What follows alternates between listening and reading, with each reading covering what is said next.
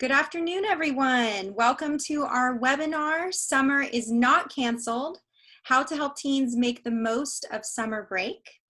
My name is Dr. Jennifer Winward. I'm really excited to welcome all of you to this webinar today. I'm the founder and CEO of Winward Academy, so we're really excited that we were able to get together two experts in teen mental health who are going to be able to share with you some very specific tips and advice so that we can have a great discussion with them. And then we'll be able to open things up to a Q&A session where we really want to hear from you to be able to answer your questions.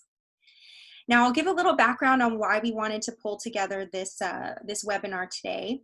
And as I'm sure you've all been experiencing, right, physical distancing from friends, so many uncertainties about summer and cancellations of summer plans, uncertainty about the fall, right? It's definitely creating a swirl of emotions for all of us.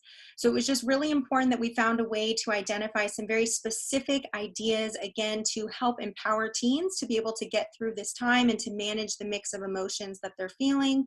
And then also, of course, to address the needs of parents who are just, a swirling part of all of the emotions that are going on. So what I'd like to do first is just take you through an agenda for today. So we're doing the introduction and welcome right now. Again, I'm Dr. Jennifer Winward from Winward Academy. Our first speaker today is Dr. Jonathon Collopy, who is the executive director of a YMCA here in San Diego, and we've invited him to speak specifically about mindfulness and how to embrace and practice mindfulness as a way to cope with anxiety and stress during this time. Then we have a special guest from UC San Diego, Dr. MJ Meloy, who's an associate clinical professor there. She's going to share with us some specific tips around physical and mental health. Then I'll kind of pull it all together at the end, highlight some key takeaways that I have from each of their presentations, and then we'll go ahead and open things up to Q&A.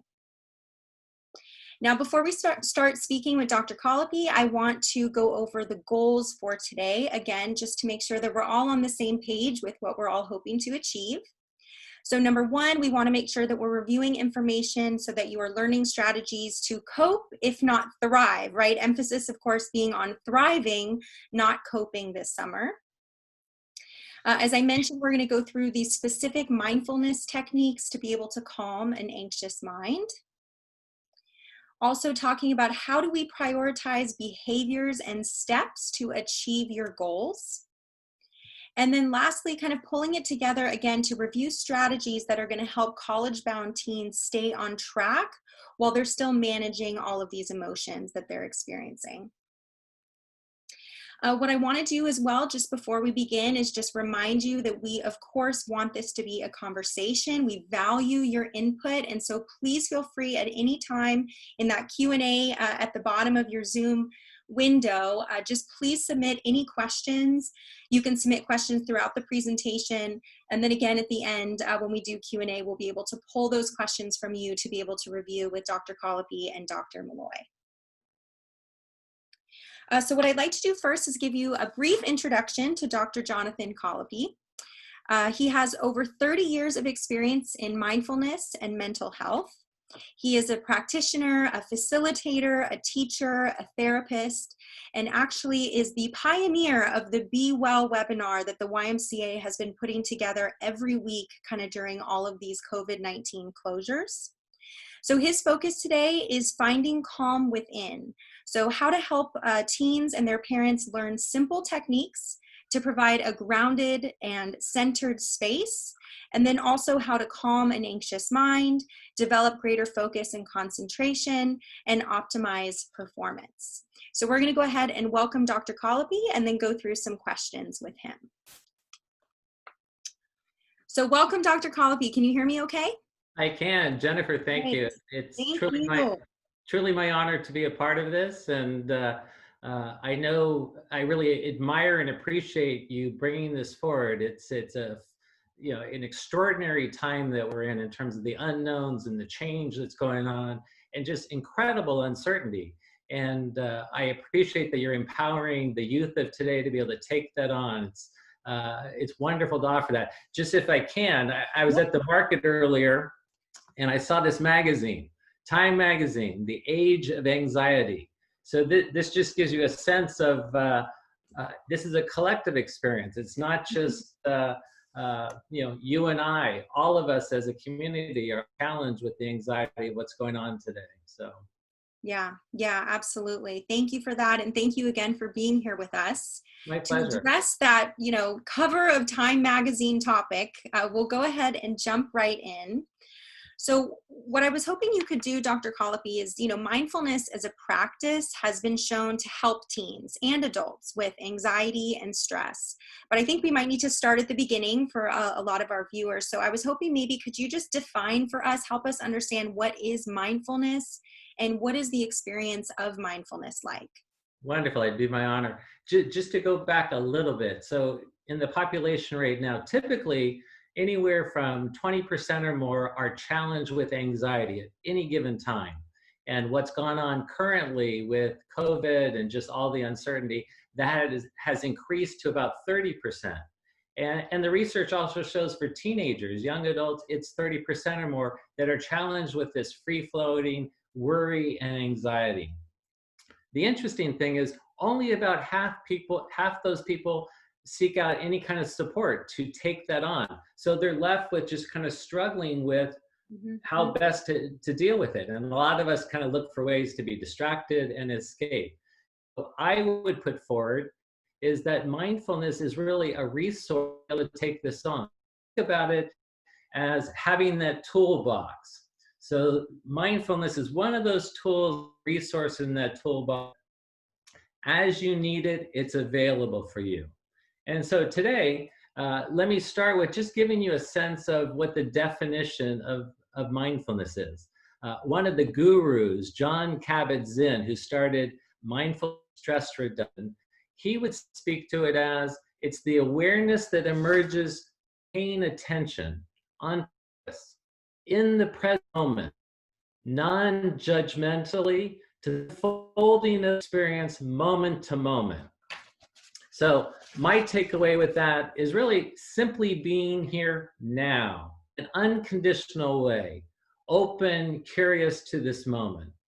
And when I find for myself, Jennifer, when I'm able to do that, I am in a place of feeling grounded, a place of calm, and not attached to any kind of outcome. And why that is relevant is right now we're struggling with what's happening. Is school going to open back up? We were just having that conversation. What's happening with the school districts? Are they going to be open 2 days a week? Or are they going to be open, or is it distant learning? And so there's all those unknowns. When I go to that mindful space, being present in the moment, I let go of what the outcome is, because you and I aren't going to be able to control whether the school district opens.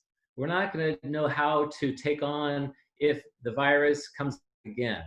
There's so much uncertainty. So what we can do is just be present and open to just being with what our experience is. And if I may, what I'd love to do, it's great to talk about this, but let's drop into just a brief experience of it, just to touch into it, just for a moment, if you'll permit me. Sure, yeah, please. What I think about is often when we come to something, I look at what I would call an arrival practice, an arrival practice. And what is that? That means getting here, fully getting here right now. And so if you permit me to guide you just for a moment, just if you have your posture where your shoulders are over your hips, okay, your palms just face up on your leg, and just gently, if you will, just close your eyes just for a moment. Receive a breath in.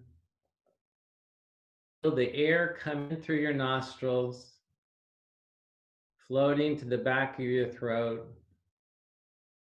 Feel the exhale coming out your mouth.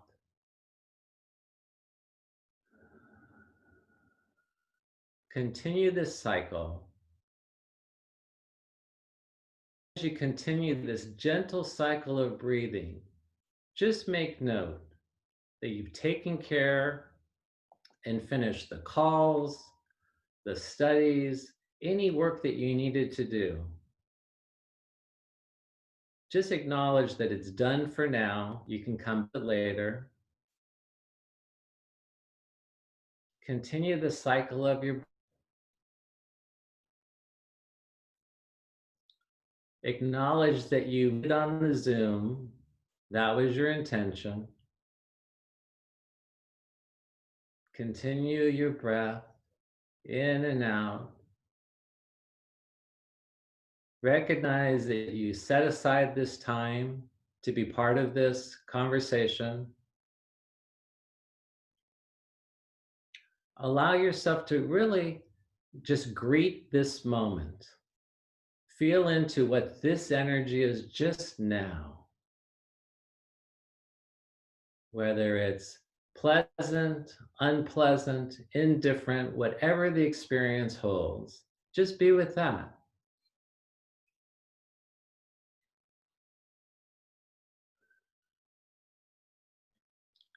Now I ask you to take 2 deep cleansing breaths, very deep. And as you do it, make an audible exhale.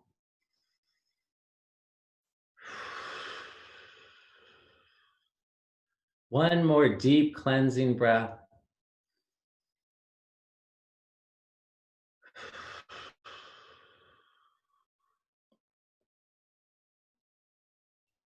And then gently open your eyes as you're ready and come back into this space. Mindfulness is truly nothing more than just being open to the moment right here, right now. Yeah, you brought me back to yoga class that I used to be able to go to before all of these closures, right? It feels very good to be in the moment and to help calm your breath and your mental state. It does. And when we talk about, being anxious or depressed, it's truly almost a conflict to be in that space if you're just in this moment, because you're breathing, you're present. Anxiety is worrying about that future, depression is struggling with what's in the past. And when we're present, it dissipates. So for a teen, or a parent who might be interested in incorporating a mindfulness practice, whether it's just spending a minute or two of kind of that deep breathing and clearing of mind, how frequently each day would you recommend? If I'm a very anxious teen, like what specifically would you say to me to do kind of with that breathing and that space? That's great. Excellent question. So I would say what I would reinforce is initially what I would call a formal practice. So our formal practice is such as what we just did in terms of just following your breath. And I hope to, before we kind of conclude our time, to actually do a breath awareness experience as well. But the whole idea is to set up an opportunity where it's a particular time, a particular space that supports that experience of being in a mindful space. I'll share with you what I do. I get up, typically 5:30 or 6 in the morning, but whenever you get up, yeah, closer to noon for some there of you our. go. Well, wonderful. I believe me, as a teen, I'm very well aware of that. But when you do wake up, before you get on the computer, before you go to your phone, if you can, put electronics away when you first get up, because that supports you being able to move to this mindful space. And then one of my early teachers said, so how many minutes, Jonathan, do you think you can meditate mindfully each day? And I said, I could probably do 10 minutes. And they said, okay, start with 7. And the idea behind that is pick something that is too easy to fail. And that's a great way to support being successful in your practice. And just start with following your breath and watching your breath and allowing yourself to have your breath be your guide. And again, we'll hopefully have an opportunity for another experience of just that. But the whole idea is that it's not about perfection. Why they call it a practice is that you allow yourself to practice it. You think about, a lot of us played sports. And when you played sports, you would work certain muscles. And you would work those muscles to refine them, develop them for your sport. It's the same thing with mindfulness. The more you practice that muscle, the easier it is to then drop into that space, the more developed it is, and then the benefits that come with that. But that's how you become more adept at mindfulness. And also what was really helpful for me, why it's a practice is, I'll sit, like you were talking about, it brought you back to yoga when you were Mhm. doing yoga. And so, thoughts will come in. We're meant to be present in the moment, just following our breath, but thoughts will come in. It's that to-do list of, okay, I've got an assignment due, I've got some chapters to read. And so as those thoughts come in, just allow them to be clouds going across the horizon and just let them drift away. And when you notice that you were lost in thought, it's that moment that you're being mindful. And that allows you to return to the breath. So that's all part of the practice. That's how you become more adept at it. Yeah, and I just want our viewers to know as well. So Dr. Collopy provided a resource list. So a little bit later in the presentation, we'll be able to provide several URLs that we can put into the chat if people want more information or more resources about apps on the phone that kind of help with calming the mind. Because again, what concerns me about what's going on is that there's, you watch the news, you go on social media, you get an email from your teacher, like all of this information is coming from every direction. And a lot of it is incredibly negative, right? Yeah. So I think that the idea of trying to have a game plan of when you're in that space and you start to feel anxious and you start to feel overwhelmed, you need to know what to do in that moment to kind of help with those emotions. What's fascinating, Jennifer, is truly just taking a deep breath and then exhale. And if your exhale is longer than the breath in, that within a handful of breaths moves you to that other place. I used to talk about it when I'm teaching. It's a blink of an eye that allows you to shift to that more centered space. Because you're right. All day long we're being bombarded and hit with all these different things that can take us off center.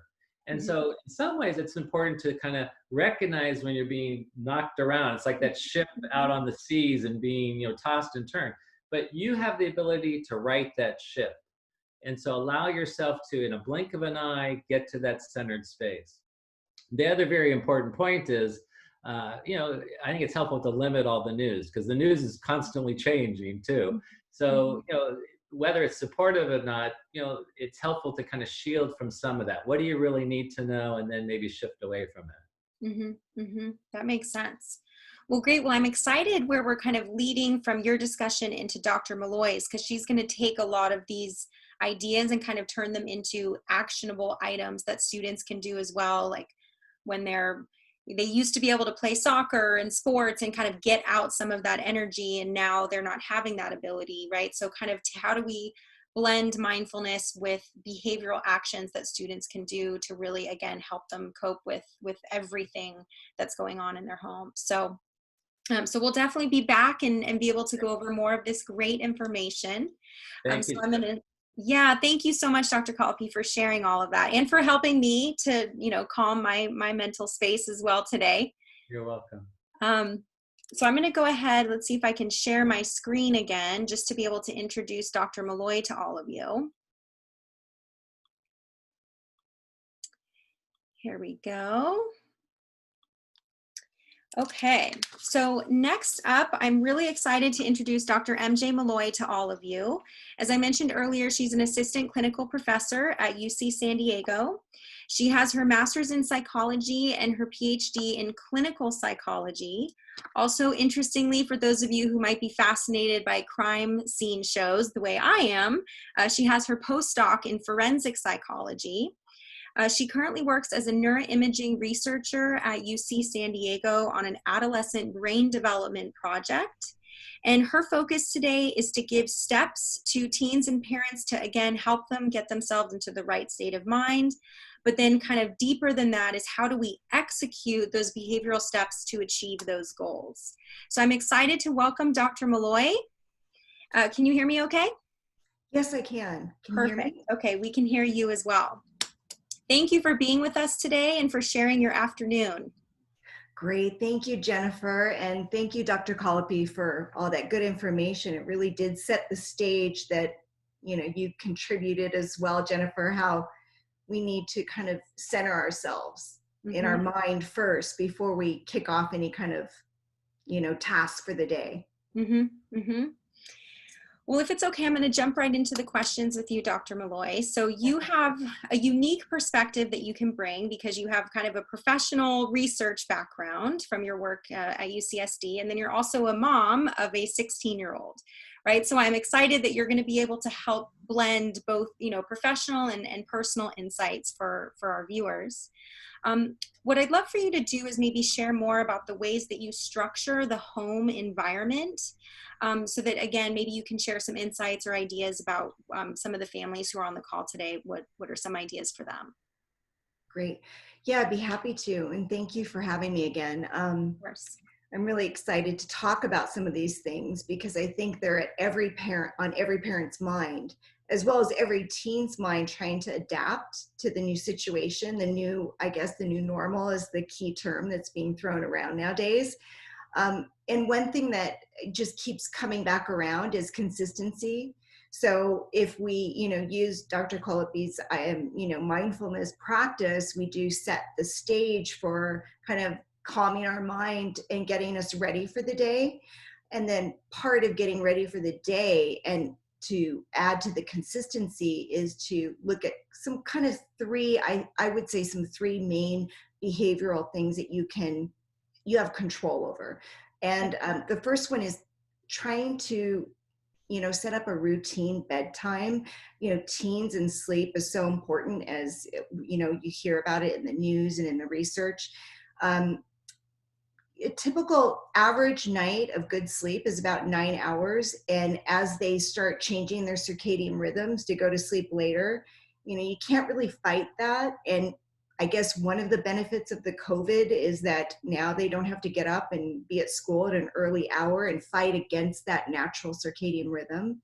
So maybe not fight so much against that, let them maybe go to bed a little bit later, wake up a little bit later, but try to keep it at consistent time, because that'll help kind of set them up physically to be able to adapt to the day. If they're sleep deprived, or they're not able to concentrate on something.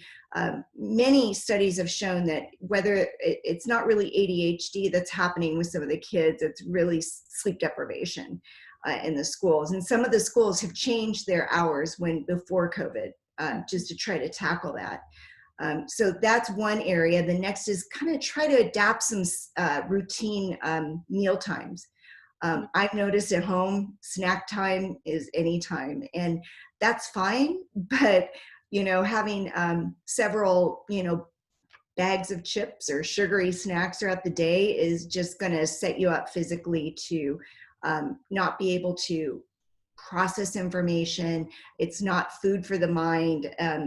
Have some snacks. Try to vary your options.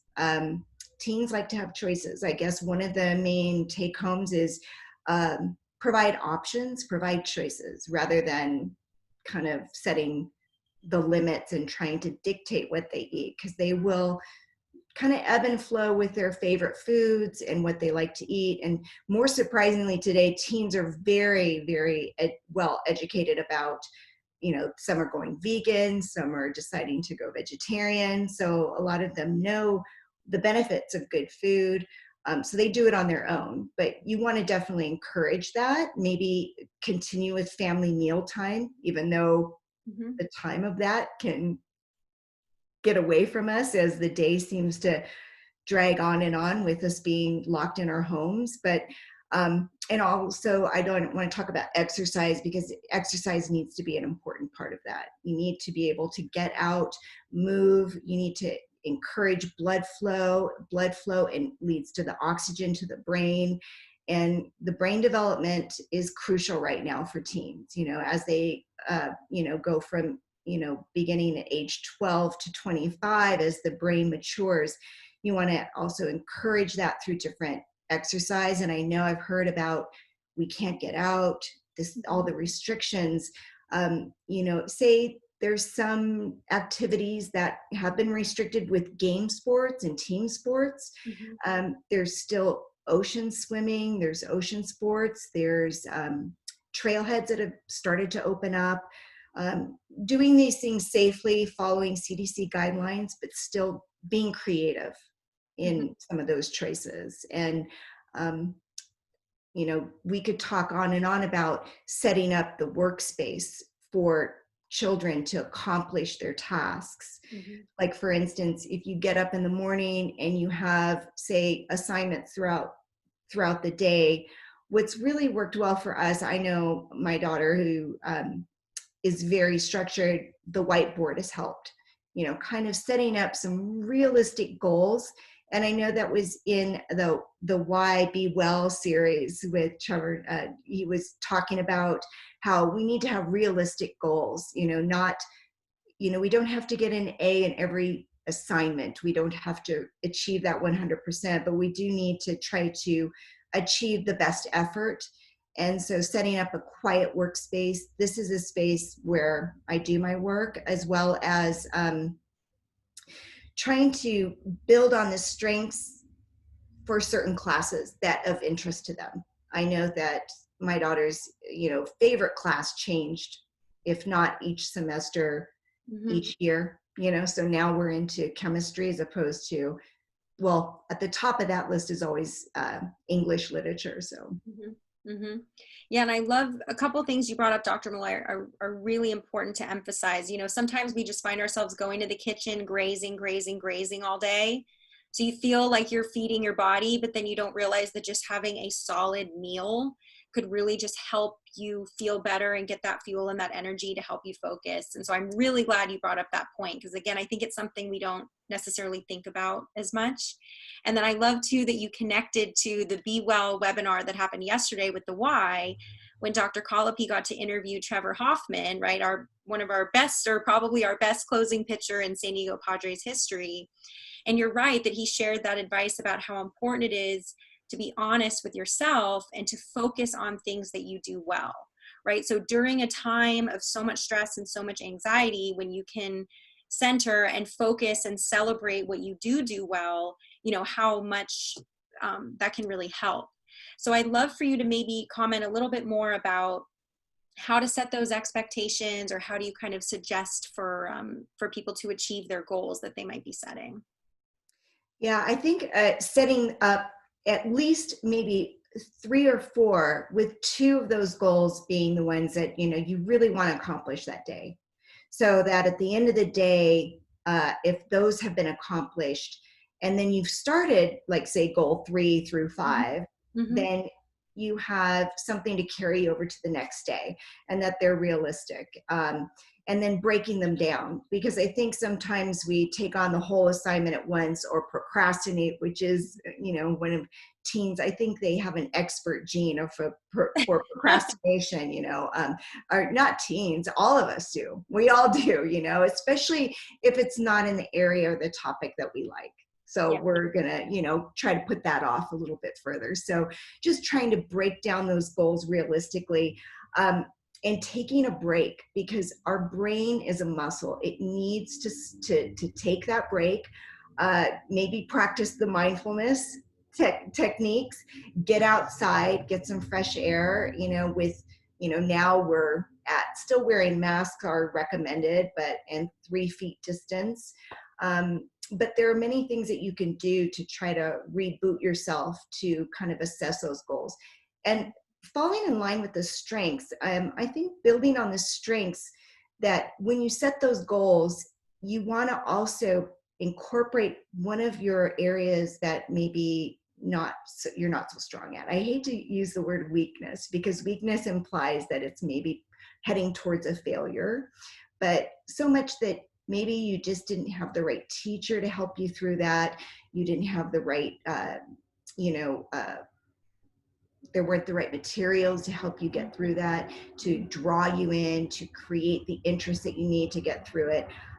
Some outside things that we've done at home is to bring in tutors, or to bring in family members who know that topic better, and to start a discussion.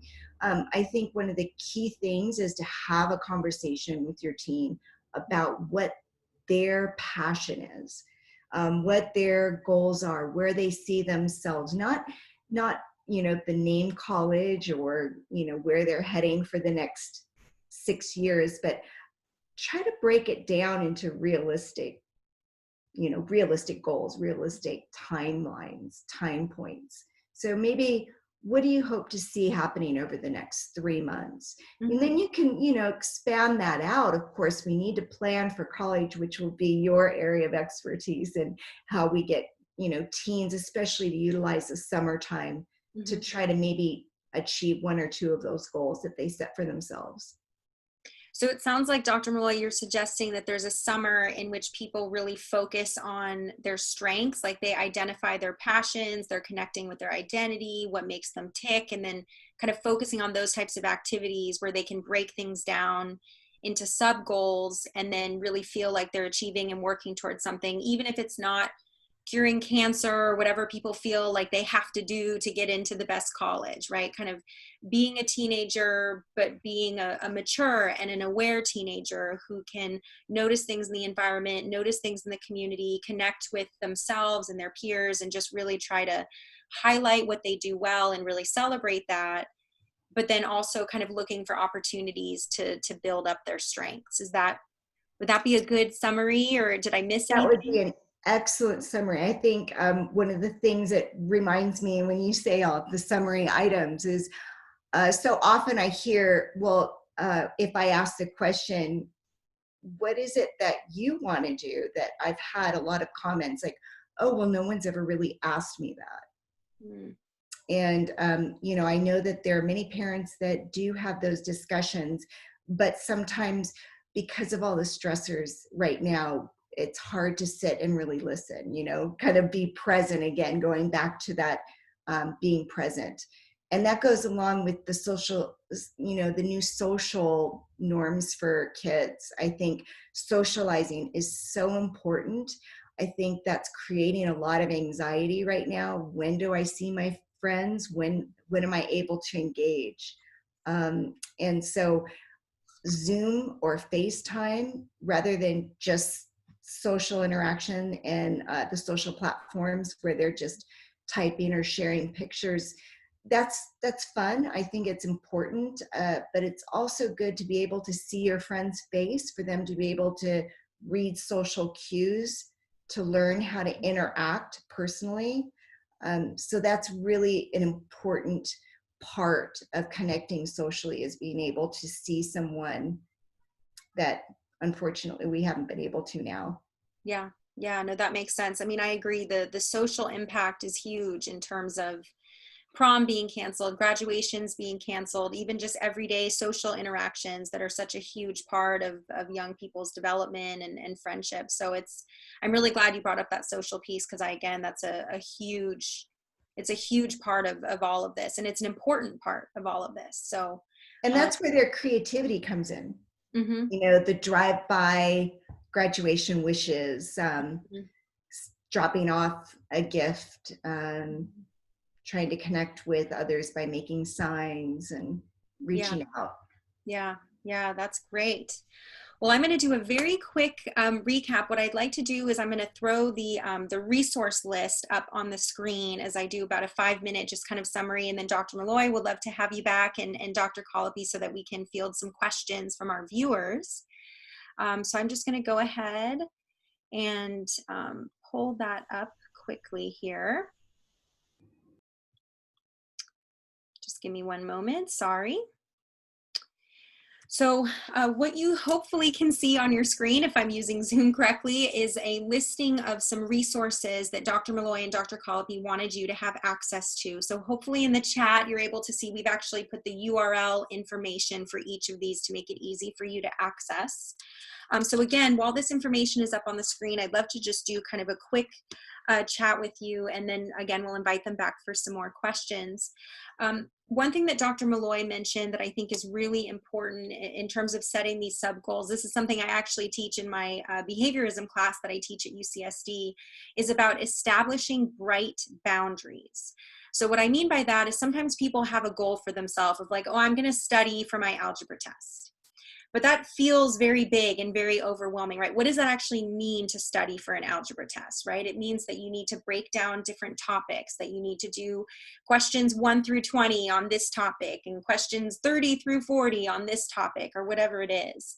So what the behavioral research shows is that when people define their goals in a way that has a bright boundary, which basically means it's a very clear distinction between whether you achieve the goal or didn't achieve the goal, right? Did I study for my algebra test? Could be a, yeah, you know, I studied. But if I say to myself, I'm going to sit down for 2 hours between noon and 2, and I'm going to do these 30 questions on this specific topic, well, it's a lot harder for me to be a little bit gray about whether or not I achieve that task. So one thing that's really, really helpful for teens, again, sometimes when they're feeling kind of overwhelmed by a big task, is to help them break it down into very digestible chunks. And that each of those tasks, again, has a bright boundary between, did I do this or did I not do this? Because it feels good to check things off of a to-do list. And again, a really big task like writing an essay or something like that can be broken down into sections that are much easier to manage. Of, you know, I'm going to do my research. I'm going to research 5 articles and take notes on those 5 articles. You know, that's your first task. And then your second task is, okay, I'm going to pull quotes from each of those sources and put them into these 3 categories, right? So again, you can take something that feels very big and very overwhelming and break it down into something that's more digestible.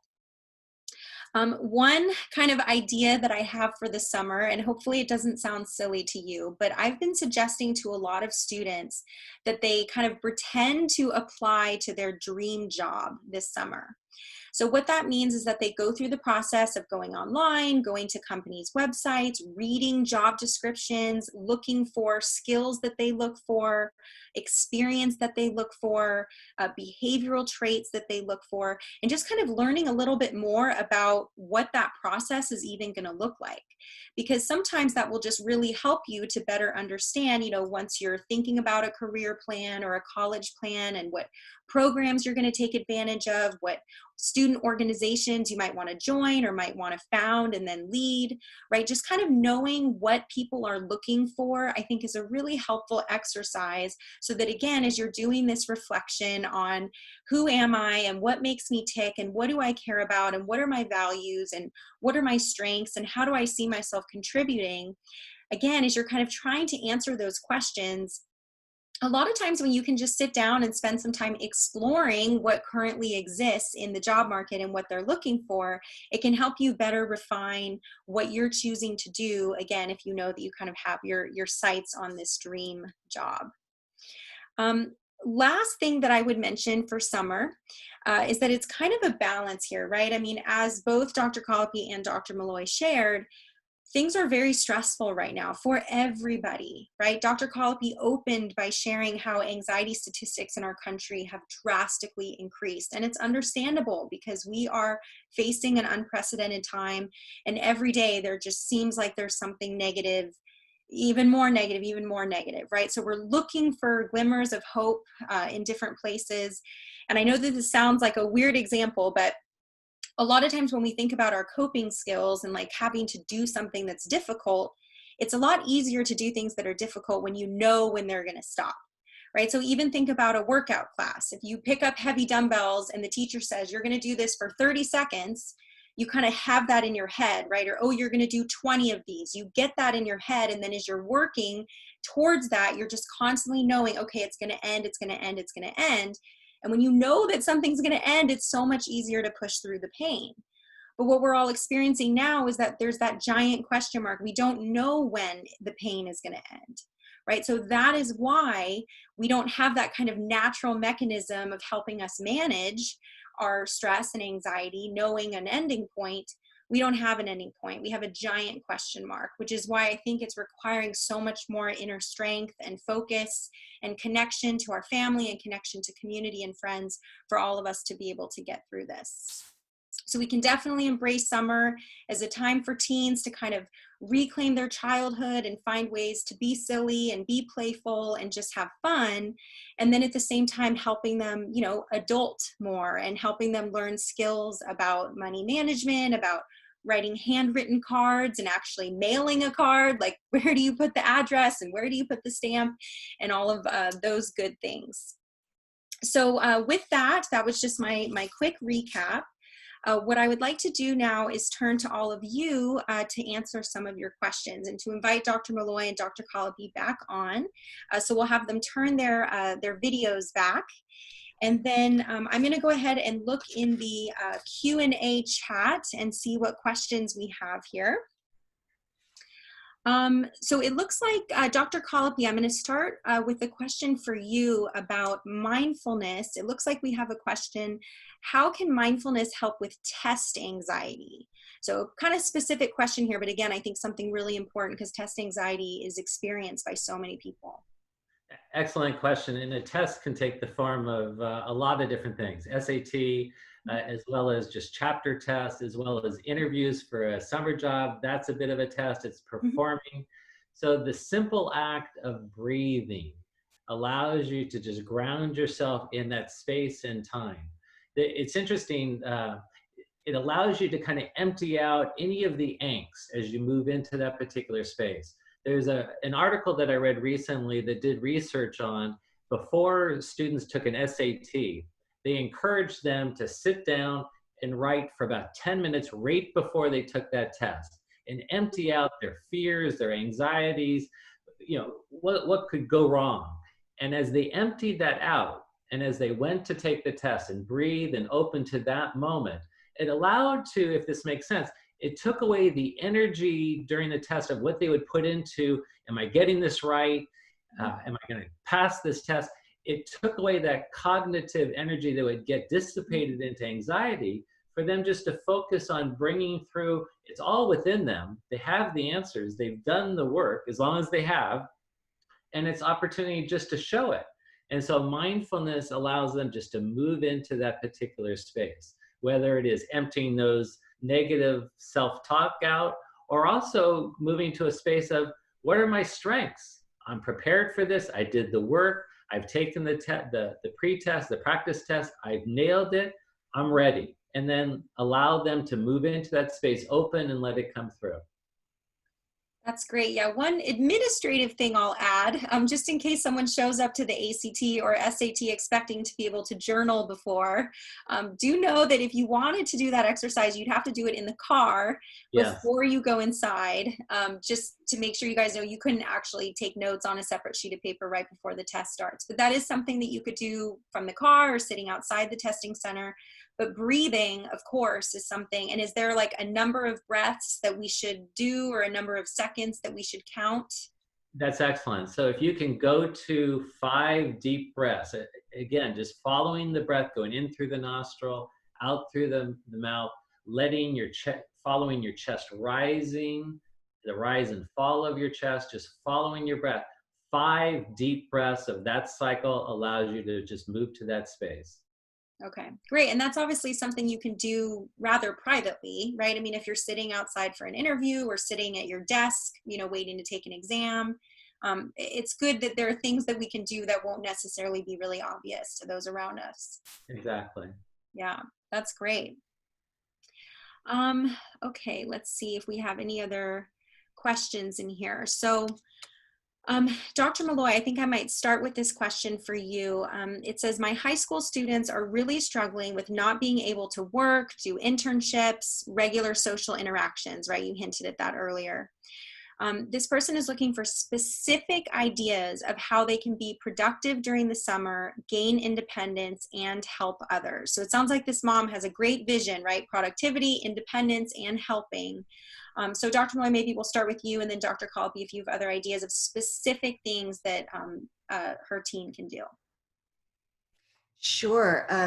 That's packed with a lot of expectations right there, because those are very admirable things, but yet we're so restricted right now. So even if you can accomplish one, so productive, and then can you repeat the other? Yes, it was being productive, gaining independence, and helping others. And helping others. Helping others is something that you can find it doesn't have to be on a large scale. It could just be a friend, or giving a note to a senior that maybe in the neighborhood, leaving it under the door saying, we're thinking of you. We hope you're, just giving a note of encouragement. And that helps with productivity. You can use some creative tools into doing that. So a lot of DIYs on YouTube. I know that they're very tuned into YouTube and being able to like follow some of the suggestions for creative outlets. And productivity, as far as like working, so productivity, what kind of things would you like to accomplish? Maybe again, going back to 2 things over the summer that would kind of help set the stage for your next goal, saying starting in the fall for school. Like maybe there was, a couple of books that you haven't read that you'd like to read so that you can, have more of a broad understanding of this period in history. Or maybe there was,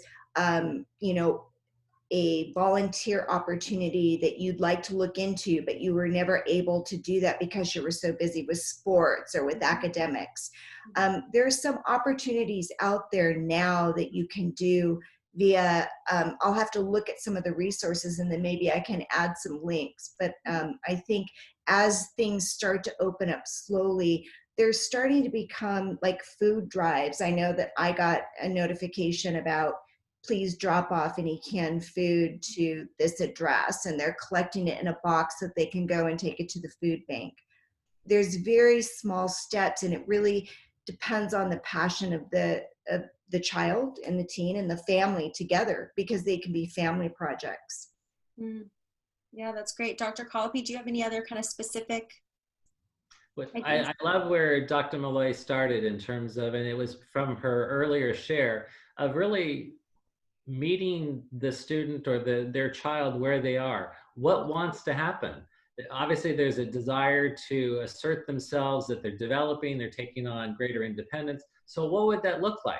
At their particular age, what would that look like? What's reasonable? Sometimes there's a thought process behind that.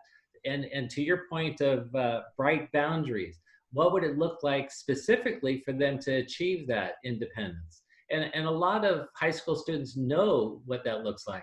For a lot of them, they see what their peers are doing. Some do have those internships. There are opportunities. The interesting thing is, we can focus on that certain things aren't available. I love the title, Summer's Not Canceled. So what are we going to do with this summer? It's going to be a unique summer, one like we've never had before, but there's opportunities with that. So it's a fresh opportunity to look at things. And a lot of mindfulness is being curious, being open. So what can I do? I can't get the job that I thought I was going to be able to get, or the internship, but there's different opportunities. Dr. Meloy was talking about food drives, reaching out to Feeding San Diego. They're doing incredible work, need more support. That's a great thing for internship. If someone's moved by that, not that they have to do that or are compelled to do it, but what are they moved by? There's so many social opportunities right now, just random acts of kindness where they will feel good. The whole idea of philanthropy is when one offers themselves to another outside themselves, they feel good, that person feels good. And so philanthropy is a wonderful expression for our youth, because they go beyond themselves and they receive incredible benefits from that. Yeah, I love that. And one thing too that tends to happen a lot is students will look for opportunities because they're trying to look good on a college application. And so what I always do with students when they're kind of asking, especially if they're starting high school and kind of trying to plan ahead of like, okay, tell me what to do and I will do these things so that I can get into blank school, is that they really need to take a step back from that. And as you both mentioned, right, well, what do you care about? Because anything that you care about, that you're passionate about, there are opportunities to learn more, to contribute, to help. So I really like what both of you shared in terms of, starting with yourself, starting with your teen. And it looks like Dr. Collopy, did you want to say something? No, I love what you're saying, Jennifer, because part of what has happened sometimes with parenting is we guide our children in such a way. This is the path that you have to take. You'll be successful. You just stay on that path. The challenge is at some point in time in their life, that path will come to a crossroad, or the path comes to an end. Now, what do I do? And a lot of the opportunity in younger times of life is to be greeting those times of ambiguity, uncertainty, and then come up with the skill set that I can come through that in a particular way. I can reconcile that on my own. And so I love what you're saying in terms of what are they wanting to do at this time? Mm-hmm. Yeah, and sometimes it's even, like, I'll give an example. There was a student, we were helping with her college applications, and I said, well, what's the most important thing to you in the whole world? And she said, animals. And so I kind of looked through her draft of her college application. I said, I don't see anything in this entire application about animals. Like, do you walk your neighbor's dogs? Do you volunteer at an animal shelter? Have you taken a course online that's all about zoology? Have you tried to intern at the San Diego Zoo? Like, there was just nothing. And I think that what had happened is there was something that she really cared about, where, again, if parents can help their students, can help kind of dig, which I know is sometimes hard, but if you can help extract, okay, what do you care about? Parents could certainly help by making suggestions of these types of things that students can pursue. And then, of course, we hope that they're going to be really intrinsically driven to then pursue those opportunities. Excellent. Yeah, I was just thinking, I love the word collaborate, because it's, if you collaborate with your teen more than it being more directive, you'll be, I think, pleasantly surprised at some of the creativity that comes forth. Mm-hmm. Things that you would have thought, wow, I didn't think that was an interest, and then exploring that together. Yeah. So we have another question. I'm hoping we'll have time to still get through a couple more. Oh, someone said to stop the screen share. Yes, I will do that right now. Let me ask the question, and then I'll stop the screen share. Sorry about that. So the next question is, how do you think suggesting or encouraging teens to look into volunteering could help them feel empowered, useful, and kind of less focused on themselves? So the question is really, how can we suggest and encourage volunteerism without making our teens more stressed? So Dr. Meloy, do you want to start with that? And then we'll see if Dr. Collopy wants to add. Sure. That is very kind of a fine line, because they have all the academic responsibilities, and then there's this expectation, as you said, Jennifer, on the college application. What did you do for this section? You have to kind of check off all those boxes, and I think you do want to look to your peers, kind of like what Dr. Collopy was saying. They see what they're doing, and something might spark their interest, but also to be careful not to compare.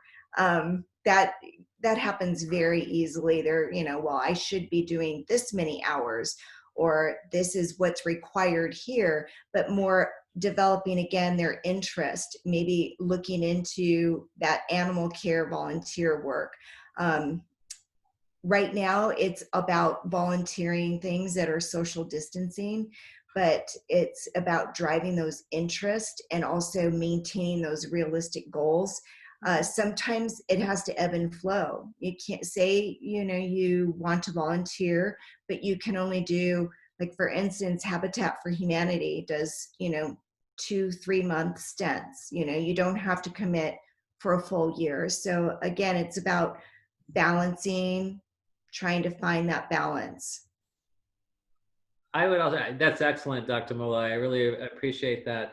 I also think, and I know with my children, what I felt was effective, often when I'm encouraging them or suggesting to them, it can often fall flat or lead to polarity.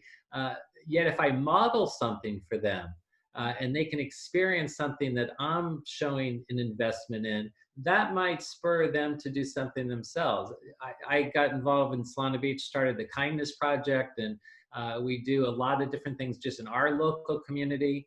I did this little bike ride where I had friends donate money, and we collected money on this bike ride. We brought it to somebody unsuspected that we knew in advance would benefit from that donation. And my daughter came with me, and she said, "Dad, that was one of the most profound experiences of my life." This was a young woman who was 19. She was pregnant. She had one child. She was a single parent. And we collected just randomly enough money that made a difference for her. And obviously something doesn't have to be so grand as that, but just modeling volunteerism that hopefully moves our children. like all the different things we model as parents. Mm-hmm. That's great. Another question we have here gets to the learning loss, right? So this idea that, you know, parents are very concerned that the summer slide that's typical has kind of moved earlier into the end of this year and could potentially move into the beginning of next year. And so these concerns about learning loss are real.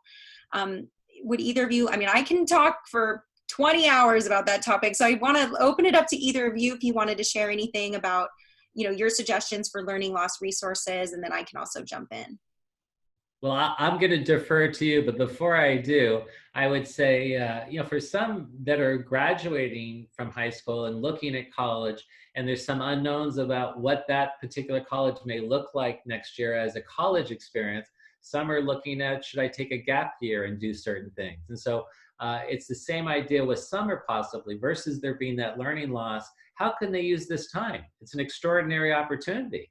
And so how do they want to use that? Do they want to explore, you know, the arts in a particular way, or a certain reading? So it can create an opportunity. But in terms of learning loss, Jennifer, I'm going to defer to you. Okay. Well, Well, I will too, but I just want to comment to add to that is that, you know, part of this experience is unique. And I know several teens like to journal. So whether or not you're taking, you know, keeping track of your emotional state on a day-to-day basis and how this has affected you, that in a college essay to me is meaningful. I mean, you know, you read through stacks of personal essays. I would much rather see something that talked about, you know, this was part of my process, how I coped with it, what were the lessons that I learned from. I mean, this is a unique opportunity. And then you go into like how you solve those problems of like, you're the expert there, Jennifer. I'm going to definitely defer that part to you. Okay, well, thank you. Yeah, I mean, we could do an entire webinar about how to write college essays after COVID, how to apply to college after COVID, how to deal with learning loss after COVID. And I know the focus for today was more about mental health, but of course, feeling comfortable with your skills and your confidence in school is going to be connected to your mental health.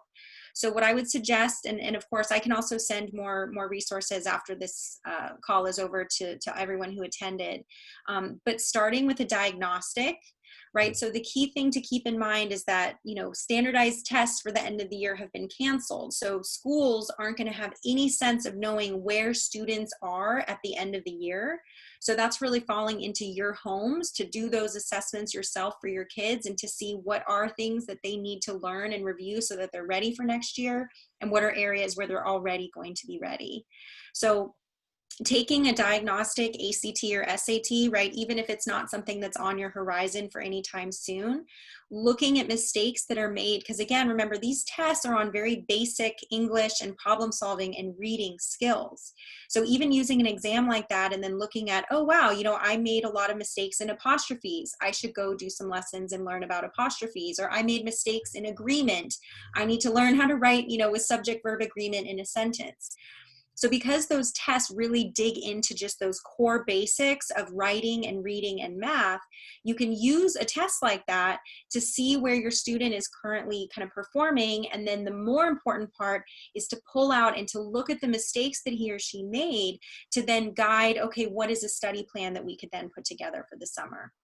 And we're actually putting together like special math programs for students over the summer, because math tends to be the area that really builds the most, where people have the most anxieties about being behind in math. So I think we shared in the chat as well about kind of the math programs that we're offering. And Dr. Collopy, did you have another thought? That's great. I was just going to pivot in a little bit different direction. Just it's an opportunity for self-growth and to learn about yourself.